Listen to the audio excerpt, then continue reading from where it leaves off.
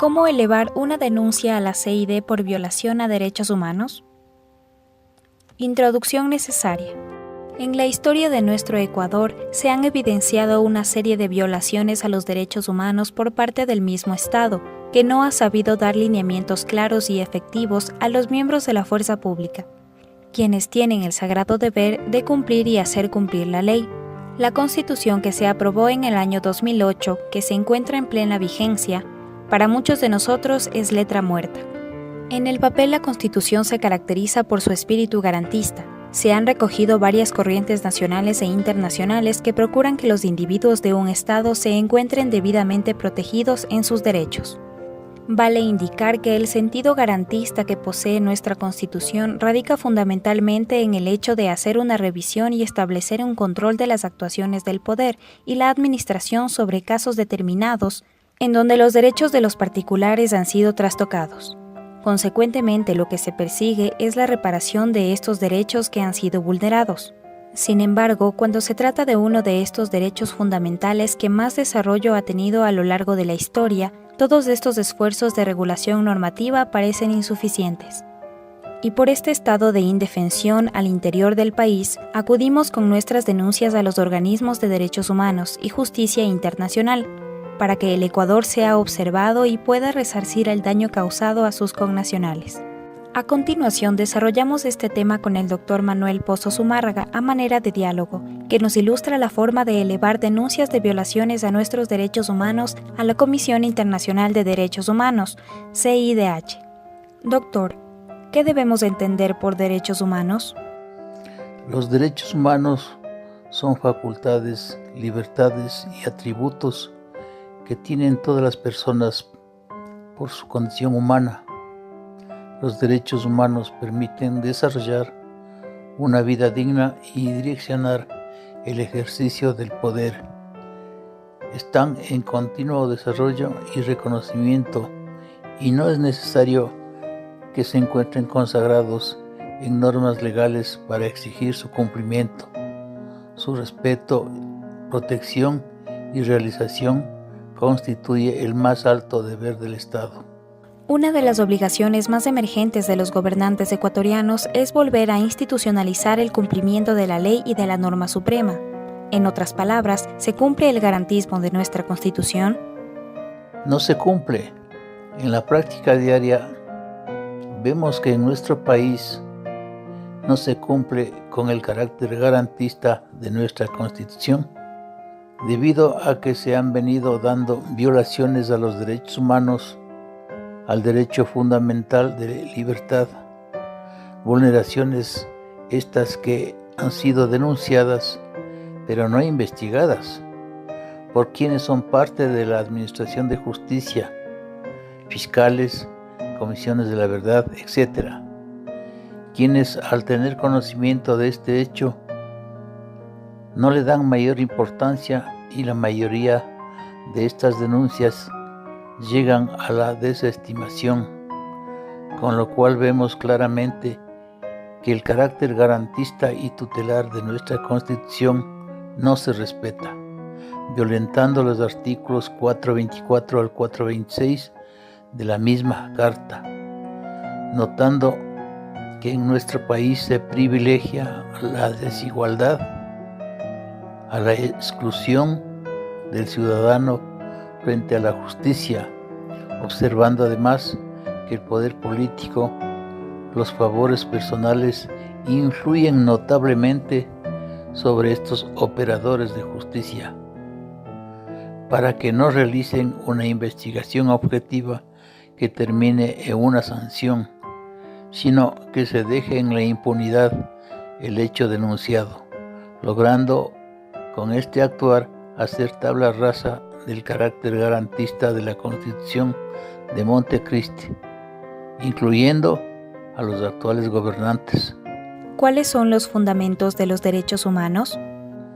De igual forma como sucede con la norma suprema, lo mismo ocurre con la ausencia de políticas públicas, por la pérdida gradual de la educación en valores y principios que se resumen a los siguientes. Primero, la dignidad humana. es la base del desarrollo de los derechos humanos y se refiere al valor inherente que tiene cada persona por su condición de individuo de la especie humana. 2. La libertad es un atributo de las personas naturales que les permite autodeterminarse y decidir sobre las opciones y los actos que dan sentido a su existencia. 3. La igualdad. Parte del reconocimiento de las diferencias naturales y culturales que existen entre todos los seres humanos, pero establece que frente a estas, todos y todas debemos recibir un trato que garantice el ejercicio igual de nuestros derechos humanos.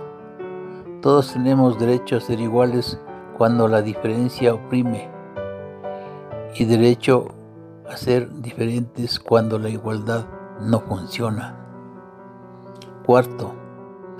La igualdad formal implica que las normas jurídicas traten a todas las personas con neutralidad, sin ningún tipo de distinción. 5. La igualdad material implica por una parte que las personas no tengan obstáculos que impidan el ejercicio efectivo o el goce de los derechos humanos y por otra que puedan ejercer estos derechos en las mismas condiciones que otras personas. La discriminación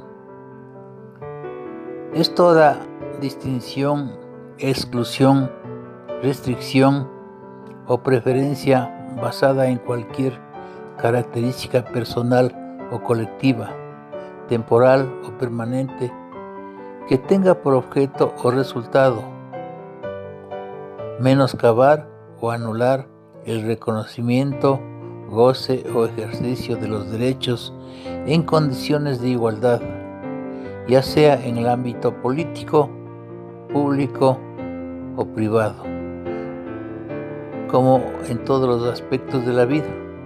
¿Cuáles son las características principales de los derechos humanos? Estas características,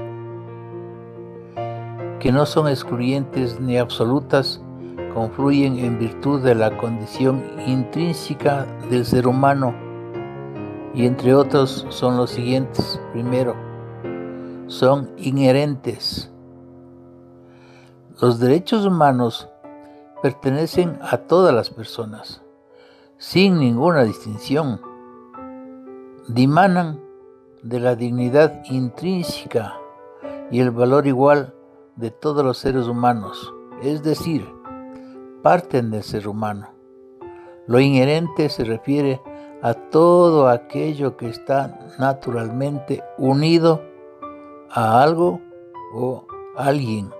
Por tanto, los derechos humanos son inseparables de la condición humana, determinándose como algo innato, propio de la esencia humana. 2. Son universales. Los derechos humanos pertenecen a todos los seres humanos en cualquier parte del mundo, sin distinción alguna, puesto que se fundamentan en la dignidad humana. 3.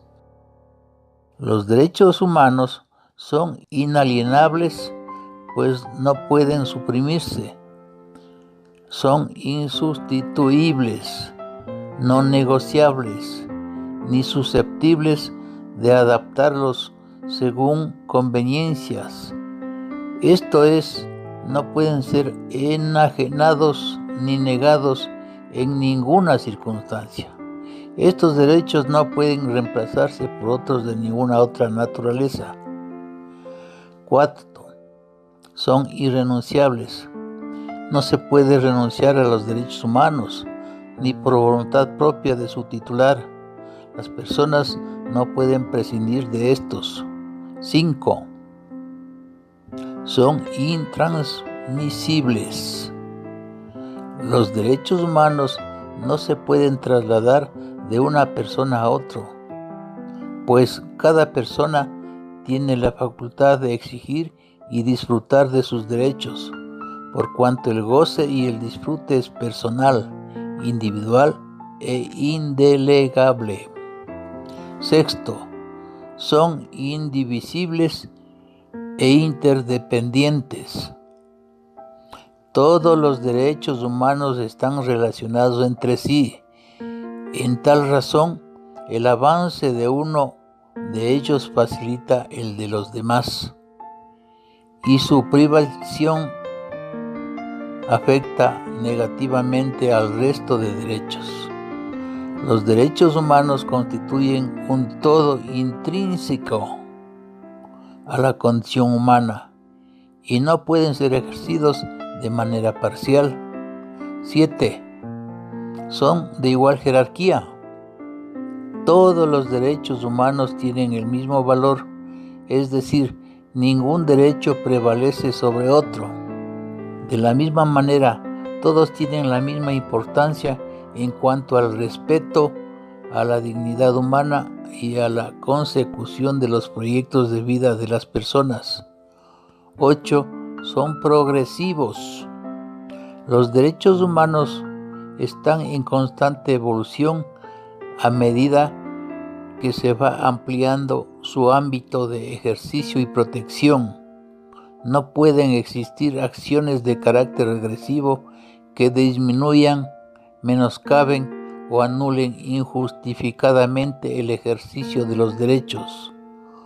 La característica de la progresividad involucra una evolución en sentido ascendente. Los derechos humanos no pueden ser suspendidos o retirados y con el tiempo debe ser mayor su protección. Y 9. Son imprescriptibles. Los derechos humanos son permanentes. Su goce y ejercicio no están supeditados al tiempo. ¿En la práctica o dentro del procedimiento existe algún formulario para presentar peticiones sobre violaciones a los derechos humanos? Sí. El siguiente formulario, preparado por la Secretaría Ejecutiva de la CIDH, tiene por objeto facilitar la presentación de peticiones relativas a violaciones de los derechos humanos cometidos por Estados miembros de la OEA, por parte de las víctimas de dichas violaciones, sus familiares, organizaciones de la sociedad civil u otras personas. El formulario se basa en la información requerida por el reglamento de la CIDH para dar trámite a las peticiones recibidas y determinar si se han violado los derechos humanos protegidos por tratados internacionales suscritos por el Estado acusado de la violación. La información requerida se encuentra enumerada en el artículo 28 del reglamento de la CIDH. Por ejemplo, el artículo 28, requisitos para la consideración de peticiones. Las peticiones dirigidas a la Comisión deberán contener la siguiente información. A. El nombre, nacionalidad y firma de la persona o personas denunciantes o, en el caso de que el peticionario sea una entidad no gubernamental, el nombre y la firma de su representante o representantes legales. B. Si el peticionario desea que su identidad sea mantenida en reserva frente al Estado. C.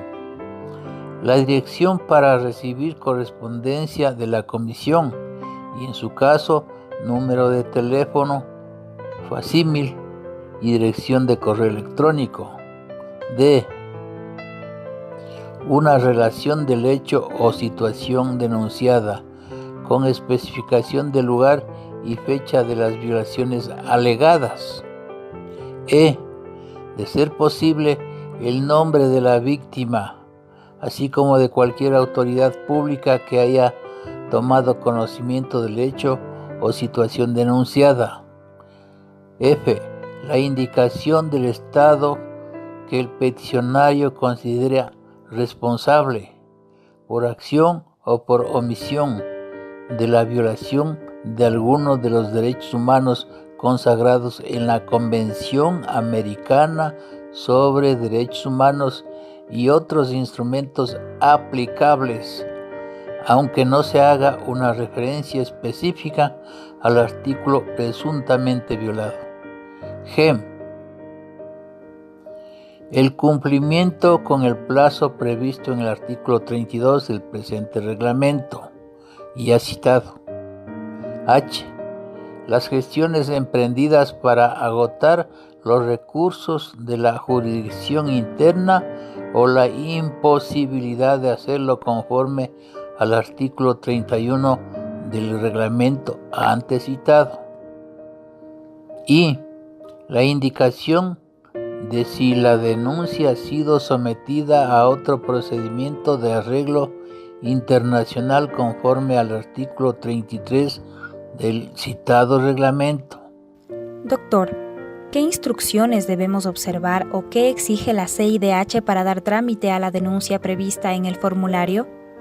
La Comisión Internacional de Derechos Humanos, CIDI, recomienda que el formulario debe ser llenado de la manera más completa posible e incluir toda la información disponible con relación a un hecho en particular que constituya una o más violaciones a los derechos humanos por parte de Estados miembros de la OEA. La redacción de las respuestas debe ser sencilla y directa. En caso de que la información solicitada no esté a su alcance o no exista, debe señalar información no disponible o no se aplica según corresponda. Lo principal que la comisión revisa es que el denunciante haya agotado todos los recursos en su país de origen. Si necesita más espacio para completar un punto del formulario, puede anexar una hoja a manera de exposición de motivos citando el ordenamiento jurídico vulnerado. Una vez completo el formulario, ¿a dónde debe enviarse la denuncia de violaciones a nuestros derechos humanos? Se envía al secretario ejecutivo de la Comisión Interamericana de Derechos Humanos, CIDI, por correo a la siguiente dirección postal: Comisión Interamericana de Derechos Humanos, 1889 F Street, NB, Washington DC,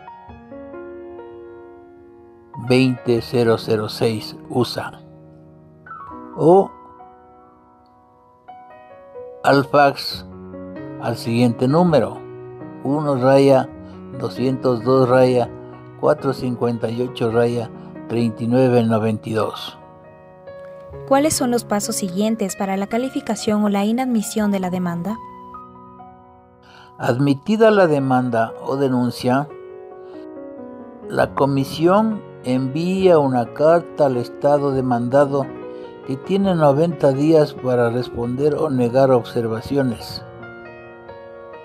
Si las alegaciones del Estado son que el denunciante no agotó todos los recursos al interno del país debidamente probados, se inadmite la denuncia.